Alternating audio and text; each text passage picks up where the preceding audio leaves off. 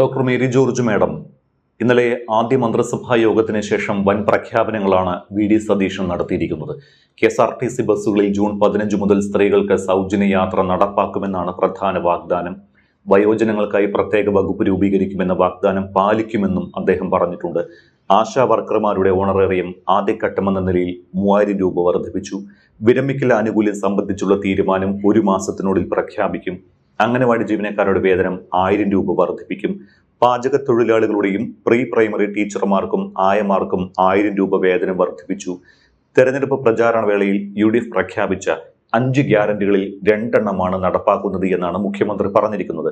കെ.എസ്.ആർ.ടി.സിയിലെ സ്ത്രീകളുടെ സൗജന്യ യാത്ര സംബന്ധിച്ചുള്ള വിശദാംശങ്ങൾ പിന്നീട് അറിയിക്കുമെന്നുമാണ് വി.ഡി. സതീശൻ ഇന്നലെ പറഞ്ഞത്. നല്ല തുടക്കമല്ലേ ഇത്? ഈ പ്രഖ്യാപനങ്ങളെ എങ്ങനെയാണ് മേഡം നോക്കിക്കാണുന്നത്? തീർച്ചയായിട്ടും നല്ലൊരു തുടക്കമാണ്. അതുകൊണ്ടാണ് ഞാൻ പറഞ്ഞത്, ജനസാഗരത്തെ സാക്ഷിയാക്കി സത്യപ്രതിജ്ഞ ചെയ്ത നല്ലൊരു മുഖ്യമന്ത്രി, നല്ല നാളെയുടെ പ്രതീക്ഷ നൽകുന്ന ഒരു മുഖ്യമന്ത്രി, അങ്ങനെയാണ് നമുക്ക് ശ്രീ വി.ഡി. സതീശനെ കാണേണ്ടത്. ഇലക്ഷൻ മാനിഫെസ്റ്റോയിൽ 5 ജനകീയ ക്ഷേമ വാഗ്ദാനങ്ങളാണ് നൽകിയിട്ടുള്ളത്. അതിലെ 2 എണ്ണമാണ് ഇപ്പോൾ ആദ്യഘട്ടത്തിൽ തന്നെ, അതായത് സത്യപ്രതിജ്ഞ ചെയ്ത് മുഖ്യമന്ത്രി സ്ഥാനത്ത് എത്തിയ ഉടൻ തന്നെ നടപ്പാക്കുന്നതായിട്ട് പ്രഖ്യാപിച്ചിട്ടുള്ളത് 2 എണ്ണമാണ്. അതിൽ 2 എണ്ണമാണ് ഇപ്പോൾ താങ്കൾ എന്നോട് ചോദിച്ച ചോദ്യത്തിലുള്ളത്. ആശാ വർക്കർമാരുടെ ശമ്പളം. ആശാ വർക്കർമാരുടെ ശമ്പളം എന്ന് പറഞ്ഞാൽ അവർക്ക് 21,000 രൂപയാണ് അവർ സമരസമയത്ത് ചോദിച്ചത്. പക്ഷേ അതായത് 21,000 രൂപ ചോദിക്കുന്ന സമയത്ത് 7,000 രൂപയായിരുന്നു അവരുടെ ഓണറേറിയം. ആശാ വർക്കർമാർക്ക് കേന്ദ്ര സർക്കാരിൽ നിന്ന് കിട്ടുന്ന ഇൻസെൻറ്റീവും സംസ്ഥാന ഗവൺമെൻറ് കൊടുക്കുന്ന ഓണറേറിയവും അടക്കം 9,000 രൂപയായിരുന്നു അവർ സമരത്തിന് വരുന്നതിന് മുൻപ് ഒരു മാസം കിട്ടിയിരുന്നത്. അതായത് മിക്കവാറും 30 ദിവസവും രാവിലെ മുതൽ ഒരു പക്ഷേ രാത്രി വരെയും, ചിലപ്പോൾ രാത്രി വൈകിയും ജോലി ചെയ്ത് വീട്ടിലെത്തേണ്ടവരാണ് ഈ ആശാ വർക്കർമാർ. അങ്ങനെയുള്ളവർക്കാണ് ഇത്ര തുച്ഛമായ വേതനം കിട്ടിയിരുന്നത്. അപ്പോൾ അത് അവർക്ക് മുൻപോട്ട് പോകാൻ നിവൃത്തിയില്ലാത്തതുകൊണ്ടാണ് അവർ സമരം ചെയ്തത്. ആ സമരത്തോട് കണ്ണടച്ച് വളരെ ക്രൂരമായ രീതിയിൽ അവരെ അവഗണിക്കുന്നത് കണ്ടപ്പോഴാണ് ശ്രീ വി.ഡി. സതീശൻ അവരെ സമീപിച്ച്, ഞങ്ങൾ ഒരു പ്രാവശ്യം ഭരണത്തിൽ വരികയാണെങ്കിൽ തീർച്ചയായിട്ടും നിങ്ങളുടെ ഓണറേറിയം വർദ്ധിപ്പിച്ചിരിക്കുമെന്ന് ആശാ വർക്കർമാർക്ക് ആശാവഹമായ ഒരു പ്രതീക്ഷയുടെ കിരണം എറിഞ്ഞു കൊടുത്തത്. അതാണ് അദ്ദേഹം ഇന്ന് തന്നെ ഭരണത്തിൽ വന്ന ഉടനെ തന്നെ, സത്യപ്രതിജ്ഞ ചെയ്ത ഉടനെ തന്നെ പ്രഖ്യാപിക്കുന്നത്.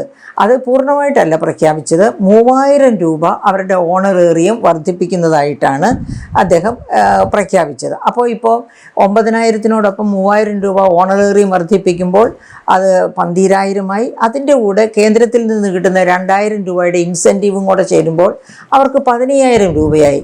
അപ്പം അത് മോശമല്ലെന്നല്ല ഞാൻ പറയുന്നത്. ഒരിക്കലും ഇൻ്റർനാഷണൽ ലേബർ ഓർഗനൈസേഷൻ ഡീസൻറ്റ് ജോബിന് പറയുന്ന തുക അവർ പറയുന്നില്ല. ഡീസൻ്റായിട്ട് ജീവിക്കാൻ ഉള്ള വക കൊടുക്കണമെന്നാണ്. ഇപ്പോൾ കേരളത്തിലെ ഈ ഓൾ ഇന്ത്യ തലത്തിലുള്ളതിനേക്കാൾ വളരെ ഉയർന്ന തരത്തിലാണ് ഇവിടുത്തെ ജീവിത നിലവാര സൂചിക അഥവാ കൺസ്യൂമർ പ്രൈസ് ഇൻഡെക്സ് ഒക്കെ. അങ്ങനെ വരുമ്പോൾ മറ്റൊരു സംസ്ഥാനത്തും കൊടുക്കാത്തത്ര വേതനം കിട്ടിയാലേ ഇവിടെ സാമാന്യ മര്യാദയ്ക്ക് ജീവിക്കാനൊക്കെ ഉള്ളൂ. അതിൻ്റെ ഉദാഹരണമാണല്ലോ ഇവിടുത്തെ ഡെയിലി കൂലി. ഒരു ദിവസം കൂലിക്ക് നമ്മളൊരു ജോലിക്കാരിയെ വിളിച്ചാൽ അവർക്ക് കൊടുക്കേണ്ടത് 1,250 രൂപയാണ്. അത് 1,300 വരെ ചോദിക്കുന്ന, 500 വരെ ചോദിക്കുകയും ചെയ്യുന്ന തൊഴിലാളികളുണ്ട്, കൊടുക്കേണ്ടി വരാറുമുണ്ട്. അപ്പോൾ 1,250 രൂപ വെച്ച് ചോദിച്ചാൽ പോലും അതായത് അന്യ സംസ്ഥാനത്തു നിന്ന് 40 ലക്ഷത്തിനും 50 ലക്ഷത്തിനും ഇടയ്ക്ക് തൊഴിലാളികളാണ് ഇവിടെ വന്ന് ജോലി ചെയ്യുന്നത്. അവർക്കും ഈ 1,250 രൂപയാണ് ഒരു ദിവസം കൂലിയായിട്ട് കിട്ടുന്നത്. എന്ന് വെച്ചാൽ ഒരു അന്യസംസ്ഥാന തൊഴിലാളിക്ക് 30 ദിവസം ഇവിടെ ജോലി ചെയ്താൽ, 30 ദിവസം ജോലി ചെയ്താൽ തന്നെ 37,500 രൂപ വേതനമായിട്ട് കിട്ടും. ആ സാഹചര്യത്തിലാണ് ഇവിടുത്തെ ആശാ വർക്കർമാർക്ക് ഈ 9,000 വരെ ഉണ്ടായിരുന്നു, ഇതുവരെ കിട്ടിയിരുന്നുള്ളൂ. അതാണ് ഇപ്പോൾ 12,000 പിന്നെ പുതിയ ഗവൺമെൻറ് വർദ്ധിപ്പിക്കുമെന്ന് പറഞ്ഞു. അതിൻ്റെ കൂടെ ഇൻസെൻറ്റീവ് ഇഞ്ചിലും 15,000 അതും കൊണ്ടും തീരുന്നില്ല. അവരുടെ ഡിമാൻഡ് 21,000 രൂപയിലെങ്കിലും എത്തിക്കണം. അതുകൂടാതെ തന്നെ അവർ പെൻഷനാകുന്ന, അവർ പിരിഞ്ഞു പോകുന്ന സമയത്ത് അവർക്കൊരു ഇൻസെൻറ്റീവായിട്ട് ഒരു തുക, ഒരു അത്ര മോശമല്ലാത്ത ഒരു തുക ഒന്നിച്ച് ലഭിക്കണം എന്നുമായിരുന്നു. അതിനെപ്പറ്റി ഇപ്പോൾ തീരുമാനം എടുത്തിട്ടില്ല. അതുപോലെ തന്നെ 3,000 അല്ല, തീർച്ചയായിട്ടും അവരുടെ ഓണറേറിയം 21,000 രൂപയോ അതിലും മുകളിലോ ആയി വർദ്ധിപ്പിച്ചേക്കാം. പക്ഷേ അതിന് സമയമെടുക്കും. കാരണം അദ്ദേഹം വളരെ അളന്നു തൂക്കിയാണ് കാര്യങ്ങൾ സംസാരിക്കുന്നതും പിന്നെ അത് നടപ്പിലാക്കുന്നതും. കാരണം അദ്ദേഹത്തിന് അറിയാം അത്ര വലിയ ധനപ്രതിസന്ധിയിലൂടെയാണ് സംസ്ഥാനം കടന്നുപോയിക്കൊണ്ടിരുന്നത്. അദ്ദേഹം തന്നെ പല ആവർത്തി ഓപ്പോസിഷൻ നേതാവായിരുന്ന സമയത്ത് എന്താണ് പൂച്ച പെറ്റ് കിടക്കുന്ന ഖജനാവ് എന്ന് പറഞ്ഞിട്ടുണ്ട്. അപ്പോൾ അതിന് അദ്ദേഹത്തിന് കൃത്യമായിട്ട് അറിയാം ഖജനാവ് ശോഷിച്ചിരിക്കുകയാണെന്നും കടക്കെണിയിലാണ് കേരളമെന്നും അറിയാവുന്നത് കൊണ്ട് തന്നെയാണ് ഈ ചെറിയ ഇൻസെൻറ്റീവ്, ആ ഓണറേറിയത്തിൽ ഒരു 3,000 രൂപയുടെ മാത്രം വർധനവ് വരുത്തിയിരിക്കുന്നത്. പിന്നെ അവിടെയും തീരുന്നില്ല. അതുപോലെ തന്നെ അതേ കാലഘട്ടത്തിൽ തന്നെ സമരത്തിൽ എത്തിയവരാണ് Anganwadi teachers, pre primary teachers, ആയമാർ, പാചക തൊഴിലാളികൾ. ഇവരുടെ എല്ലാവരുടെയും വേതനത്തിൽ 1,000 രൂപ വീതം വർധനവ് വരുത്തിയിരിക്കുന്നു. ഇനി പഠിച്ച് നമ്മുടെ വരുമാന സമാഹരണം വർദ്ധിപ്പിച്ച് അവരെപ്പറ്റി, അവരുടെ വേതന ആവശ്യങ്ങളെപ്പറ്റി പഠിക്കും ഒരു വശത്ത്. മറുവശത്ത് നമ്മുടെ സംസ്ഥാന ഖജനാവിലേക്കുള്ള വരുമാന സമാഹരണം എങ്ങനെ പരിപോഷിപ്പിക്കാം, അത് ഇപ്പോൾ ഉള്ള അവസ്ഥയിൽ നിന്ന് മെച്ചപ്പെട്ട ഒരവസ്ഥയിലേക്ക് എത്തുന്ന തോതനുസരിച്ച് അദ്ദേഹം തീർച്ചയായിട്ടും ഈ എല്ലാവരുടെയും ഇപ്പോൾ സൂചിപ്പിച്ച എല്ലാവരുടെയും വേതനത്തിൽ ഇനിയും വർധനവ് വരുത്തും. അവരാഗ്രഹിക്കുന്ന തലത്തിലേക്ക് അവരുടെ വേതനം വർദ്ധിപ്പിക്കും.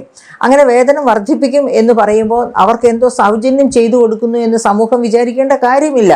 കാരണം ഇൻ്റർനാഷണൽ ലേബർ ഓർഗനൈസേഷൻ മാന്യമായ ജോലി എന്ന് പറയുന്നത് മാന്യമായ വേതനം കൊടുക്കുന്ന ജോലിയാണ്. എന്താണ് ഈ മാന്യമായ വേതനം എന്ന് പറയുന്നത്? മാന്യമായിട്ട് ജീവിക്കാൻ പറ്റുന്ന വേതനം. അപ്പോൾ അതിന് അനുസരിച്ചുള്ള വേതനത്തിൽ വർധനവ് തീർച്ചയായിട്ടും കൊടുക്കേണ്ടതാണ്. ആ കാര്യത്തിൽ അത് കൃത്യമായി മനസ്സിലാക്കിക്കൊണ്ടാണ് ബഹുമാനപ്പെട്ട മുഖ്യമന്ത്രി ഇന്ന് തന്നെ ഈ ഒരു ചെറിയ അളവിൽ അതിനെ പോസിറ്റീവായിട്ട് അപ്രോച്ച് ചെയ്യുകയും ഭാഗികമായിട്ട് നടപ്പിലാക്കുകയും ചെയ്തിരിക്കുന്നത്. രണ്ടാമത്തെ ഒരു വളരെ പ്രധാനപ്പെട്ടത്, അതും സ്ത്രീകളെ ഉന്നം വെച്ചുള്ളതാണ്.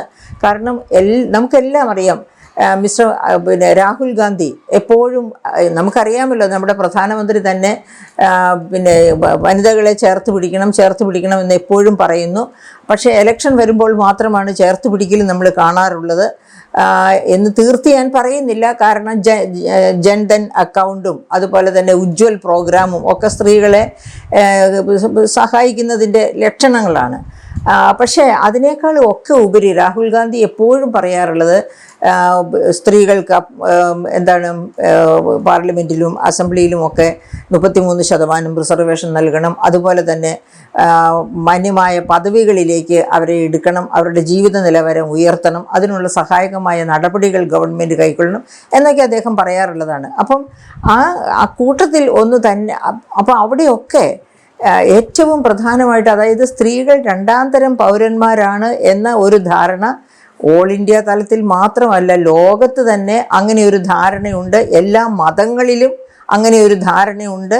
പറച്ചിലിൽ മാത്രം അവർ വലിയ സ്ത്രീകളെ വളരെ നന്നായി പറയും. പക്ഷേ കർമ്മപഥത്തിലേക്ക് എത്തുമ്പോൾ നമുക്കറിയാം അവരെ 2ാം തരം പൗരന്മാരായിട്ടാണ് എല്ലാവരും കാണുന്നത്. അപ്പം അത്തരം ഒരു സാഹചര്യത്തിൽ സ്ത്രീകളുടെ ഉന്നമനത്തിന് വേണ്ടി ആദ്യമായിട്ട് അവർക്ക് വേണ്ടത് വിദ്യാഭ്യാസം, തൊഴിൽ ചെയ്യാനുള്ള സൗകര്യങ്ങൾ, അങ്ങനെ അവർക്ക് വേണ്ടി ഒരു സാമൂഹ്യ സജ്ജത, അതാണ് അത്യാവശ്യം. ആ സാമൂഹ്യ സജ്ജതയുടെ ഭാഗമാണ് വിദ്യാഭ്യാസത്തിന്. അതായത് പെൺകുട്ടി, നമുക്കറിയാം കേരളം, ഇന്ത്യയിൽ തന്നെ കേരളം അങ്ങനെ അല്ല. കേരളം അങ്ങനെ അല്ലെങ്കിൽ ഇന്ത്യയിൽ ആൺ പ്രിഫറൻസ് ഉണ്ട്. അതായത് ഉദരത്തിൽ ജനിക്കുന്ന കുഞ്ഞ് പെൺകുഞ്ഞാണ് എന്ന് കണ്ടാൽ അതിനെ ഹത്യ ചെയ്ത് അതിനെ ജനിക്കാൻ അനുവദിക്കാതിരിക്കുന്ന ഒരു പ്രവണത ധാരാളം സംസ്ഥാനങ്ങളിൽ ഇന്ത്യയിലുണ്ട്.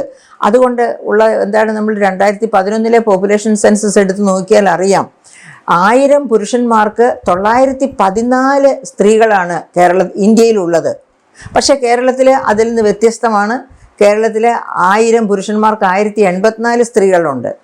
അങ്ങനെയാണ് എങ്കിൽ പോലും കേരളത്തിലും ഒരു പരിധി വരെ ഈ എന്താണ് പറയുക, സ്ത്രീകൾ ഒരു രണ്ടാം തരം പൗരന്മാരാണ്. ഇപ്പം നമുക്ക് അസംബ്ലിയിൽ നോക്കുക, അല്ലെങ്കിൽ പിന്നെ ലോക്കൽ സെൽഫ് ഗവൺമെൻറ്റ്സിൽ 50% റിസർവേഷൻ, 33% റിസർവേഷൻ വന്നു. സ്ത്രീകൾക്ക് 50% വരെയും കിട്ടുന്നുണ്ട്, 50%-ത്തിൽ കൂടാറുമുണ്ട് ചിലപ്പോഴൊക്കെ. പക്ഷേ മറ്റെല്ലാ തലങ്ങളിലും ഒരു പരിധി വരെ നമുക്ക് ആ സ്ത്രീകളെ പറ്റിയുള്ള അവഗണന കാണാം. അതുപോലെ പല സമൂഹങ്ങളിലും സ്ത്രീകളെ വിദ്യാഭ്യാസത്തിന് അയക്കുന്നതിന് ഒക്കെ മടിയാണ്. അപ്പോൾ അങ്ങനെ ഉള്ള ഒരു സാഹചര്യത്തിൽ സ്ത്രീകളുടെ സ്റ്റേറ്റസ് ഉയർത്തുന്നതിന് പല തരത്തിലുള്ള പ്രയത്നം സമൂഹത്തിൽ നിന്ന് വരേണ്ടതാണ്. അപ്പോൾ അതിലൊന്നാണ് അവർക്ക് വിദ്യാഭ്യാസത്തിന്, ജോലിക്ക് ഒക്കെ പോകാനുള്ള യാത്രാ സൗകര്യം ഒരുക്കുക. ആ യാത്രാ സൗകര്യം ഒരുക്കലിൻ്റെ ഏറ്റവും പ്രധാനപ്പെട്ട കണ്ണിയാണ് KSRTCയിലെ യാത്ര സൗജന്യമാക്കി കൊടുക്കുക എന്നുള്ളത്. നമുക്കറിയാം 45 ലക്ഷത്തോളം കുടുംബശ്രീ വനിതാ പ്രവർത്തകരുണ്ട് കേരളത്തിൽ. അവർ ദിവസവും കുടുംബശ്രീയുടെ പ്രവർത്തനത്തിന് വേണ്ടി വീടിൻ്റെ തൊട്ടടുത്തായിരിക്കത്തിലെ കുടുംബശ്രീ പ്രവർത്തനം നടക്കുന്നിടത്തേക്ക് ഒക്കെ പോകേണ്ടതാണ്. അപ്പോൾ ബസ് സൗകര്യമുണ്ടെങ്കിൽ, KSRTC ബസ് ലഭ്യമാണെങ്കിൽ അവർക്ക് ആ ലഭ്യത വലിയ സഹായമായിരിക്കും. ഫ്രീ ആയിട്ടുള്ള ട്രാവൽ. അതുപോലെ തൊഴിലുറപ്പ് പദ്ധതി പ്രവർത്തകർ, ഇപ്പോൾ അതിൻ്റെ പേര് മാറ്റിയിട്ടുണ്ട്. അതായത് MGNREGA, അതിനെയാണ് BBG റാംജി എന്ന് പേര് മാറ്റിയിരിക്കുന്നത് പിന്നെ കേന്ദ്ര ഗവൺമെൻറ്. അപ്പം അതിൻ്റെ അതായത് കേരളത്തിൽ കൃത്യമായിട്ട് തൊഴിലുറപ്പ് പദ്ധതിയിൽ, അതായത് BBG റാംജിയിൽ ജോലി ചെയ്യുന്നവരാണ് കേരളം സ്ത്രീകൾ. അതായത് BBG റാംജിയിൽ തൊഴിലുറപ്പ് പദ്ധതിയിൽ 93% വർക്കേഴ്സും സ്ത്രീകളാണ് കേരളത്തിൽ. അപ്പം പാവപ്പെട്ട സ്ത്രീകൾക്ക് അന്നം കൊടുക്കുന്ന ജീവനോപാധി ആണ് ഈ തൊഴിലുറപ്പ് പദ്ധതി എന്ന നിയമം 2005 Mahatma Gandhi national rural employment guarantee programme എന്ന നിയമം. ആ നിയമം കൊണ്ടുവന്നത് തന്നെ കുടുംബങ്ങളുടെ ജീവനോപാധി അതിന് സ്ത്രീകളാണ് കൂടുതലും അതിലേക്ക് സഹായകമായിട്ട് ചെയ്യുന്നത്. അതുകൊണ്ടാണ് സ്ത്രീകൾക്കായിട്ട് ഈ തൊഴിലുറപ്പ് പദ്ധതിയെ കേന്ദ്രീകരിച്ചിരിക്കുന്നത്. പുരുഷന്മാർക്കും ആകാം, പക്ഷേ കൂടുതലും കേന്ദ്രീകരിച്ചിരിക്കുന്നത് സ്ത്രീകളിലാണ്. കാരണം സ്ത്രീകളുടെ കയ്യിൽ കിട്ടുന്ന പണം കൃത്യമായിട്ട് കുടുംബത്തിൻ്റെ ക്ഷേമത്തിന് വേണ്ടി തന്നെ ഉപയോഗിക്കും എന്നുള്ളത് കൊണ്ടാണ്. അപ്പോൾ അങ്ങനെയുള്ള ആ പദ്ധതിയിൽ കേരളത്തിൽ 93%, ഞാനൊരു പഠനം നടത്തിയിട്ടുണ്ട്, അതുകൊണ്ടാണ് 93% എന്ന് പറയുന്നത്. 93% വർക്കേഴ്സും സ്ത്രീ തൊഴിലാളികളാണ് ഈ തൊഴിലുറപ്പ് പദ്ധതിയിൽ. അപ്പോൾ അങ്ങനെയുള്ള സംസ്ഥാനത്ത് ഈ 93% സ്ത്രീകളും വീടിൻ്റെ തൊട്ടടുത്തല്ലല്ലോ പണിയാൻ വേണ്ടി പോകുന്നത്.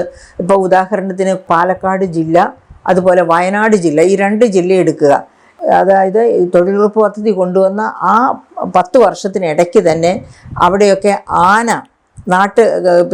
ജനവാസ മേഖലകളിലേക്ക് കടന്നു വരാതിരിക്കാൻ വേണ്ടിയുള്ള ട്രഞ്ച് കുഴിച്ചു.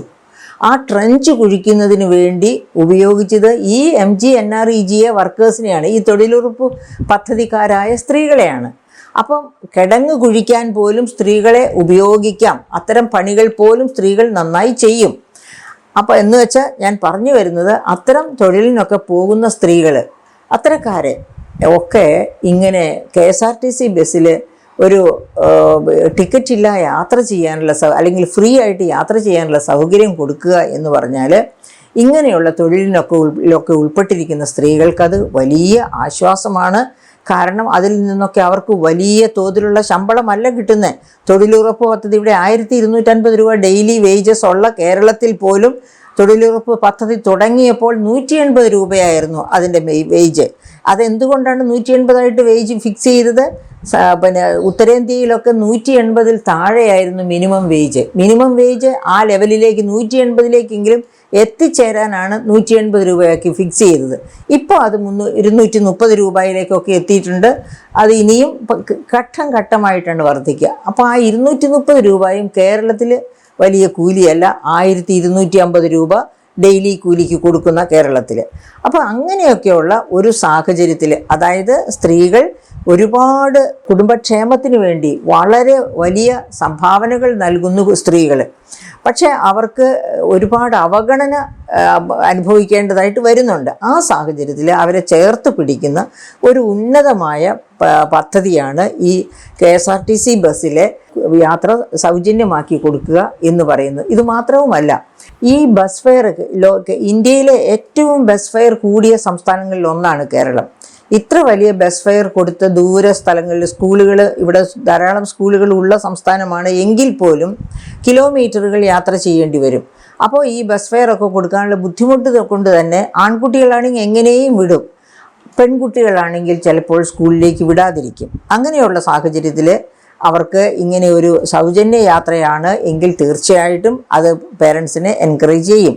അത് മാത്രം ഇതുപോലെയാണ് സ്ത്രീകൾക്ക് പുറത്തേക്ക് എന്ത് കാര്യത്തിന് പോകണമെങ്കിലും ഈ ബസ് ഫെയർ സൗജന്യമാക്കി കിട്ടുന്നു എന്ന് വെച്ചാൽ അത് അവർക്ക് വലിയ തുണയായി സഹായമായി തീരുമെന്നുള്ളതിന് യാതൊരു സംശയവുമില്ല.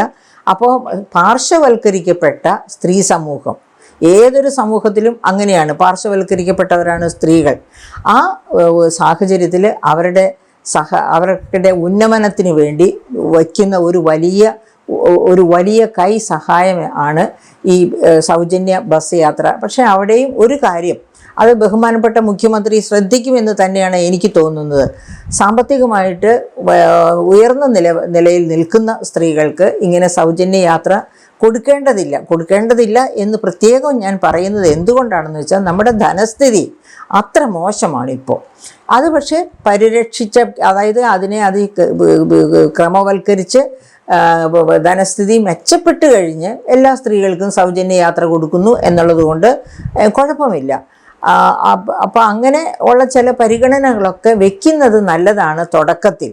അത് കഴിഞ്ഞാൽ അതൊക്കെ എടുത്തു മാറ്റാവുന്നതാണ്. അത് അദ്ദേഹത്തിൻ്റെ മന്ത്രിസഭയ്ക്കും തൽക്കാലം വിടുക. എന്തായാലും ഇത് പിന്നെ ഇപ്പോൾ തന്നെ ബസ് സമരക്കാർ, പ്രൈവറ്റ് ബസ് അസോസിയേഷൻകാർ അവരുടെ ടിക്കറ്റ് ഫെയറുകൾ ഇനിയും ഉയർത്തണം എന്ന് പറഞ്ഞ് ഡിമാൻഡുമായിട്ട് മുമ്പോട്ട് വന്നിട്ടുണ്ട്. അതിൻ്റെ കാരണം ഈ KSRTC ബസ് ഫ്രീ ആണ് സ്ത്രീകൾക്കെന്ന് വരുമ്പോഴത്തേക്കും പ്രൈവറ്റ് ബസ്സിലെ യാത്രക്കാരായ സ്ത്രീകളും ട്രാൻസ്പോർട്ട് ബസ്സിലേക്ക് മാറും. അങ്ങനെ വരുമ്പോൾ അവർക്ക് അവർക്കൊരു ബ്രേക്ക് ഈവനിൽ എത്താൻ പറ്റില്ല എന്നുള്ളത് കൊണ്ടായിരിക്കാം അങ്ങനെ അവർ പറഞ്ഞുകൊണ്ട് വരുന്നത്. അപ്പോൾ അവരുമായിട്ടൊക്കെ സമവായം ഉണ്ടാകേണ്ടതായിട്ട് വരും. എന്തായാലും ഈ തീരുമാനം സ്ത്രീകളെ സംബന്ധിച്ച് സ്ത്രീകളുടെ സമൂഹത്തിലെ പൊസിഷൻ മെച്ചപ്പെടുത്തുന്നതിന്, അതായത് അവരുടെ കർമ്മശേഷി വർദ്ധിപ്പിക്കുന്നതിനും അങ്ങനെ അവരുടെ സമൂഹത്തിലെ പൊസിഷൻ മെച്ചപ്പെടുത്തുന്നതിനും സഹായകമാകുമെന്നുള്ളതിന് യാതൊരു സംശയവുമില്ല. ആ വാഗ്ദാനം ഡിക്ലെയർ ചെയ്തത് ഏറ്റവും വിശിഷ്ടമായ ഒരു തീരുമാനം ആണ്, ഒരു നടപടിയാണ് ഗവൺമെൻറ്റിൻ്റെ ഭാഗത്തു നിന്ന്, ഒരു പോസിറ്റീവ് സ്റ്റെപ്പ്. അതായത് പറഞ്ഞ് പറ്റിക്കുകയല്ല. യഥാർത്ഥത്തിൽ കഴിഞ്ഞ ഗവൺമെൻറ്റിൻ്റെ കാര്യം നമുക്കറിയാം. 2500 രൂപയായിട്ട് സാമൂഹ്യ സുരക്ഷാ പെൻഷൻ വർദ്ധിപ്പിക്കുമെന്ന് പറഞ്ഞിട്ട് ഭരണത്തിൽ വന്ന ഗവൺമെൻറ് 2021 ഇലക്ഷൻ ഇലക്ഷൻ പ്രചാരണത്തിൻ്റെ ഭാഗമായിട്ടും ഇലക്ഷൻ മാനിഫെസ്റ്റോയിലാണ് LDF വാഗ്ദാനം ചെയ്തിരുന്നത് സാമൂഹ്യ സുരക്ഷാ പെൻഷൻ 2500 രൂപയാക്കി വർദ്ധിപ്പിക്കുമെന്ന്. പക്ഷേ ഭരണം തീരാറായി 3 മാസം മാത്രം ബാക്കിയുള്ളപ്പോഴാണ് 1600 നിന്ന് 2000 വർദ്ധിപ്പിച്ചത്. എന്നിട്ടും 2500 ആക്കിയില്ല. അത് തന്നെ എപ്പോഴാണ് വർദ്ധിപ്പിച്ചത്? തദ്ദേശ സ്വയംഭരണ സ്ഥാപനങ്ങളിലേക്കുള്ള ഇലക്ഷൻ വരുന്നതിന് തൊട്ട് മുമ്പ്. അപ്പോൾ തദ്ദേശ സ്വയംഭരണ സ്ഥാപനങ്ങളിൽ കണ്ണ് നട്ടാണ് വർദ്ധിപ്പിച്ചത് എന്ന ഉറപ്പ്.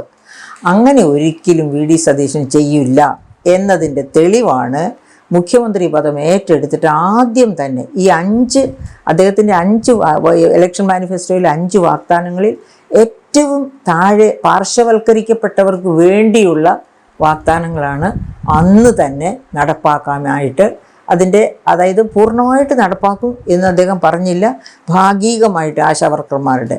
അതുപോലെ തന്നെ ബസ് സമരം അത് ചർച്ച ചെയ്ത് ജൂൺ 15 മുതലാണ് ബസ്സിൻ്റെ സ്ത്രീകളുടെ യാത്ര സൗജന്യമാക്കുക. അത് എങ്ങനെയൊക്കെ വേണമെന്നുള്ളത് ചർച്ച ചെയ്ത് തീരുമാനിക്കും എന്നാണ് പറഞ്ഞത്. അപ്പോൾ ഒരു പക്ഷേ ഉയർന്ന വരുമാനക്കാർക്ക് അത് റേഷൻ കാർഡ് നോക്കി തീരുമാനിക്കാവുന്നതേ ഉള്ളൂ. താഴെ തട്ടിലെ 2 തരം റേഷൻ കാർഡ് കയ്യിലിരിക്കുന്നവർ ആ റേഷൻ കാർഡ് കാണിച്ചാൽ തന്നെ അവർക്ക് ഫ്രീ ടിക്കറ്റ് കിട്ടാം. അങ്ങനെ വരുമ്പോൾ പണക്കാരുടെ പ്രശ്നം വരുന്നേയില്ല. അങ്ങനെ വരുമ്പോൾ KSRTCയുടെ ഭാഗത്തു നിന്നുള്ള വരുമാനക്കുറവിലും മാറ്റമുണ്ടാകും. അപ്പോൾ അങ്ങനെയൊക്കെ ആലോചിച്ച് വേണ്ട തീരുമാനം എടുക്കും എന്ന് തന്നെ വേണം കരുതാൻ. എന്തായാലും പറയുന്ന വാഗ്ദാനങ്ങൾ പാലിക്കുമെന്നതിൻ്റെ തെളിവാണ് അദ്ദേഹം ഇന്ന് തന്നെ ഈ 2 പ്രഖ്യാപനങ്ങളും നടത്തിയത്. ഇനി വയോജനങ്ങളെ പറ്റി ഒരു കുറച്ച് ഡീറ്റെയിൽഡായിട്ട് ഞാൻ പിന്നെ സംസാരിക്കാമെന്നാണ് വിചാരിക്കുന്നത്. അതായത് വയോജന വകുപ്പ് എന്നൊന്ന് കൊണ്ടുവരും എന്ന് പറഞ്ഞു. അതും ബജറ്റിലുണ്ടായിരുന്നു. ഇന്ത്യയെ സംബന്ധിച്ച് 2025 മെയ് 1-ാം തീയതിയാണ് യുണൈറ്റഡ് നേഷൻസ് പറയുന്നത് ലോകത്തെ 1ാമത്തെ പോപ്പുലേഷനായിട്ട് ഇന്ത്യ മാറി. അതായത് 146,39,00,000 അന്നത്തെ പോപ്പുലേഷൻ. അത് ഒരു വർഷം മുൻപുള്ള പോപ്പുലേഷനാണ് കേട്ടോ. ഇപ്പോൾ അത് കൂടിക്കാണും. അപ്പോൾ 146,39,00,000 ഇന്ത്യയുടെ പോപ്പുലേഷൻ കൂടുമ്പോൾ ചൈന 2ാം സ്ഥാനത്തേക്ക് പോയി. പക്ഷേ അപ്പോഴും നമുക്ക് ആശ്വസിക്കാൻ ഒരു കാര്യം ഉണ്ടായിരുന്നു. എന്താണത്? അതായത് ഡെമോഗ്രാഫിക് ഡിവിഡൻഡ്. എന്താണ് ഈ ഡെമോഗ്രാഫിക് ഡിവിഡൻഡ് എന്ന് പറയുന്നത്? പോപ്പുലേഷൻ 146 കോടി ആയിക്കോട്ടെ, അതിൻ്റെ ശരാശരി പ്രായം എത്രയാണ്? ശരാശരി പ്രായം ഇന്ത്യൻ ജനതയുടെ ശരാശരി പ്രായം 28 വയസ്സായിരുന്നു കഴിഞ്ഞ വർഷം യുണൈറ്റഡ് നേഷൻസ് ഇത് ഡിക്ലെയർ ചെയ്യുന്ന നേരത്ത്. അപ്പോൾ നമ്മുടെ പ്രധാനമന്ത്രിയും മറ്റെല്ലാവരും പറഞ്ഞു നമുക്ക് സമാധാനിക്കാം, 1ാമത്തെ പോപ്പുലേഷനാണ്, ശരിയാണ്. പക്ഷേ ഡെമോഗ്രാഫിക് ഡിവിഡൻഡ് അതായത് വർക്കിംഗ് ഏജിൽ 28 ശരാശരി പ്രായം എന്ന് പറയുമ്പോൾ വർക്കിംഗ് ഏജിലുള്ള പോപ്പുലേഷനാണ് ഏറ്റവും കൂടുതൽ ഇന്ത്യയിലുള്ളത്. അതേസമയത്ത് ചൈനയിലും ജപ്പാനിലും മറ്റെല്ലാ യൂറോപ്യൻ രാജ്യങ്ങളിലും ഒക്കെ ഈ വർക്കിംഗ് ഏജ് പോപ്പുലേഷൻ കുറവും പ്രായമായവർ 60+ പോപ്പുലേഷൻ കൂടുതലുമാണ്. അവിടെ അപ്പോൾ ആ ഡെമോഗ്രാഫിക് ഡിവിഡൻഡ് വളരെ കുറവാണ്. നേരെ മറിച്ച് ഇന്ത്യയിൽ ഡെമോഗ്രാഫിക് ഡിവിഡൻഡ് വളരെ ഹൈ ആണ് എന്ന ആശ്വാസമാണ് അന്ന് എല്ലാവരെയും തലോടിയത്. അപ്പോൾ പക്ഷേ കേരളത്തിനൊരു വ്യത്യാസമുണ്ട്, അന്നും ആ വ്യത്യാസമുണ്ട്. എന്താണത്? ഓൾ ഇന്ത്യ തലത്തിൽ 60+ പോപ്പുലേഷൻ വെറും 7% മാത്രമായിരുന്നു അന്ന്. അതേ സമയത്ത് കേരളത്തിൻ്റെ പോപ്പുലേഷൻ്റെ ഏകദേശം 20% 60+ ആണ്. അപ്പോൾ അങ്ങനെ വയോജനങ്ങൾ കൂടുതലുള്ള സംസ്ഥാനം. ആ കാരണം കൊണ്ടാണ് വയോജന സൗഹൃദം. അപ്പോൾ എന്താണ് ഈ വയോജനങ്ങൾ കേരളത്തിൽ മാത്രം കൂടുതലാകാൻ കാരണം? അത് കേരളത്തിൽ മാത്രമല്ല, എല്ലാ സൗത്ത് ഇന്ത്യൻ സ്റ്റേറ്റ്സിലും വയോജനങ്ങളുടെ എണ്ണം ഇന്ത്യൻ ശരാശരിയേക്കാൾ കൂടുതലാണ്. അതിൻ്റെ കാരണം നമ്മൾ പോപ്പുലേഷൻ പോളിസി. എന്താണ് ഈ പോപ്പുലേഷൻ പോളിസി? 1970കളിൽ തുടങ്ങി ഇന്ത്യ ഫോളോ ചെയ്യുന്ന പോപ്പുലേഷൻ പോളിസി എന്ന് പറഞ്ഞാൽ replacement rate of growth of population എന്ന് വച്ചാൽ സാധാരണ ഹസ്ബൻഡും വൈഫും നേരെ നോക്കി നിന്ന് പറയുകയാണ് കല്യാണം കഴിഞ്ഞാൽ, നിന്നെ റീപ്ലേസ് ചെയ്യാൻ ഒരു കുട്ടി, എന്നെ റീപ്ലേസ് ചെയ്യാൻ ഒരു കുട്ടി, പിന്നെ കുട്ടികൾ ഉണ്ടാകാത്തവർക്ക് വേണ്ടി വേണമെങ്കിൽ ഒരു കുട്ടി കൂടെ. എല്ലാവരും അങ്ങനെ ഒരു കുട്ടിയെ മൂന്നാമതൊരു കുട്ടി വേണമെന്ന് പറയില്ല. ചില കപ്പിളിന് യാദൃച്ഛികമായിട്ടോ ഡെലിബറേറ്റ് ആയിട്ടോ കൂടുതൽ കുട്ടികൾ വേണം തോന്നി ഒരു 3 കുട്ടി ഉണ്ടായാലും കുഴപ്പമില്ല. എന്തുകൊണ്ട് കുഴപ്പമില്ല? സെലിബസി മെയിൻറ്റെയിൻ ചെയ്യുന്നവരും ട്രാൻസ്ജെൻഡേഴ്സും ഒക്കെ കുട്ടികൾ ഉണ്ടാകാത്തവരാണ്. അപ്പോൾ അത്തരക്കാരെ റീപ്ലേസ് ചെയ്യാൻ, അപ്പോൾ ഇന്ന് ജീവിച്ചിരിക്കുന്നവരെ റീപ്ലേസ് ചെയ്യത്തക്ക രീതിയിലായിരിക്കണം പോപ്പുലേഷൻ്റെ ഗ്രോത്ത്. മുകളിലേക്കും പോകാൻ പാടില്ല, താഴേക്കും പോകാൻ പാടില്ല. പക്ഷേ കേരളത്തിൻ്റെ വിദ്യാഭ്യാസ വളർച്ച കൊണ്ടും ആരോഗ്യ വളർച്ച കൊണ്ടും ഒക്കെ കേരളത്തിൻ്റെ പോപ്പുലേഷൻ താഴേക്കാണ് പോയിക്കൊണ്ടിരുന്നത്. അതുകൊണ്ടാണ് 60+ പോപ്പുലേഷൻ, അതായത് ഏജ്ഡ് ആയിട്ടുള്ള 60-ന് കൂടുതൽ പ്രായമുള്ള വ്യക്തികളുടെ എണ്ണം പെർസെൻറ്റേജ് വർദ്ധിക്കുകയും കുറഞ്ഞ പ്രായക്കാരുടെ എണ്ണം. അപ്പോൾ ഈ ഡെമോഗ്രാഫിക് ഡിവിഡൻഡ് കേരളത്തിന് കുറവാണ്. ഇനി ഉള്ള ഡെമോഗ്രാഫിക് ഡിവിഡൻഡോ കേരളത്തിന് എൻജോയ് ചെയ്യാൻ പറ്റാത്ത രീതിയിൽ ബ്രെയിൻ ഡ്രെയിൻ കാരണം കൊണ്ട് മിടുക്കരെല്ലാം കേരളം വിട്ടു പുറത്തേക്ക് പോവുകയും ചെയ്തുകൊണ്ടിരിക്കുകയാണ്.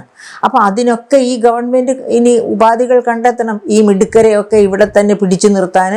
അതുപോലെ തന്നെ ഏജ്ഡ് പോപ്പുലേഷൻ, അതായത് 60+ പോപ്പുലേഷന്, അതിനാണ് ഗവൺമെൻറ് വയോജന വകുപ്പ് പ്രോമിസ് ചെയ്തിരിക്കുന്നത്. അപ്പോൾ ഒരു വയോജന വകുപ്പ് വരുമ്പോൾ ഈ 60+ പോപ്പുലേഷൻ്റെ പ്രശ്നങ്ങൾ എന്തൊക്കെയാണ്, അവരെ ഏത് തരത്തിലാണ്, അതായത് കൊളംബിയ യൂണിവേഴ്സിറ്റിയുടെ ഏജിങ് സ്റ്റഡി സെൻറ്റർ, ആ ഏജിങ് സ്റ്റഡി സെൻറ്റർ എന്ന് വെച്ചാൽ മറ്റു പല രാജ്യങ്ങളെ, ജർമ്മനിയിലെയും ഫ്രാൻസിലെയും ഒക്കെ ഏജിങ് സ്റ്റഡി സെൻറ്റേഴ്സും യുണൈറ്റഡ് സ്റ്റേറ്റ്സിലെ തന്നെ മറ്റ് ഏജിങ് സ്റ്റഡി സെൻറ്റേഴ്സ് യൂണിവേഴ്സിറ്റീസും ഒക്കെയും കൂടി ചേർന്ന് നടത്തിയ സ്റ്റഡി, ഒരു 30 വർഷത്തെ പഠന റിസൾട്ട് എന്നാണ് നമ്മൾ വെബ്സൈറ്റ് നോക്കിയാൽ നമുക്ക് കാണാൻ കഴിയുക.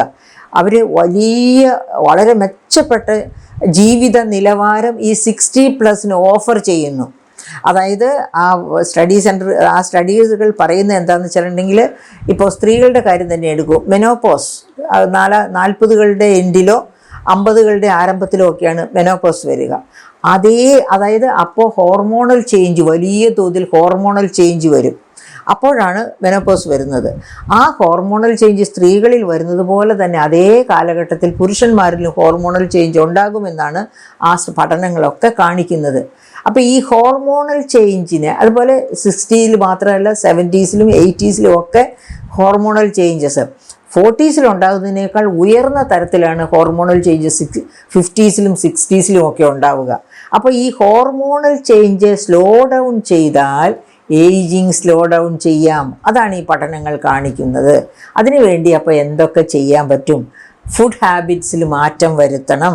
അതുപോലെ തന്നെ നമ്മുടെ ഇൻ്റലിജൻസ്, നമ്മൾ പഠിച്ച നമ്മുടെ എന്താണ് പറയുക, എബിലിറ്റീസ്, നമ്മൾ പഠിച്ച് ഏതെങ്കിലും സ്കിൽഡായിട്ടുള്ള ജോലികളിൽ ഏർപ്പെട്ടിരുന്നിരിക്കാം, ഏത് തരത്തിൽ അതിനെ തന്നെ, അത് തീർന്നു പോയിട്ടില്ല. ആ സ്കില്ല് വീണ്ടും യൂട്ടിലൈസ് ചെയ്യാൻ തക്ക രീതിയിൽ അവസരങ്ങൾ ഉണ്ടാക്കുക.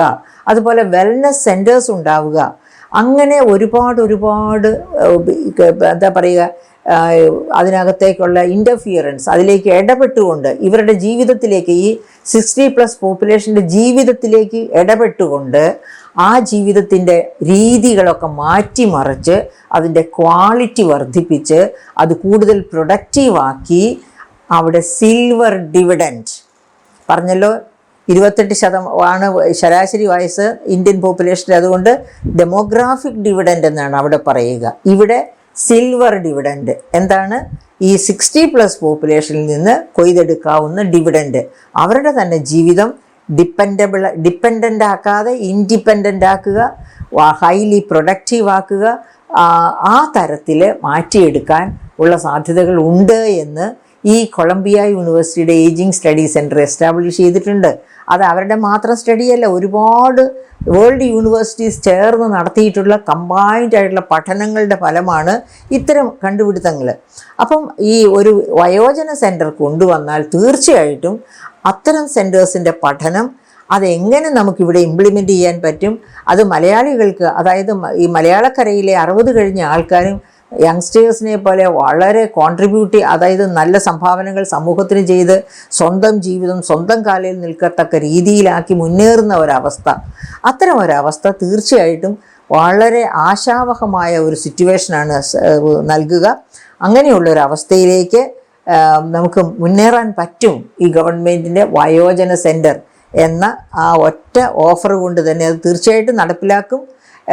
പിന്നെ നമ്മുടെ മുഖ്യമന്ത്രി പറഞ്ഞതുപോലെ ചെയ്തിരിക്കും. അപ്പം നമുക്ക് നല്ല പ്രതീക്ഷയോടുകൂടി ആ വയോജന സെൻറ്ററിന് വേണ്ടി കാത്തിരിക്കാം.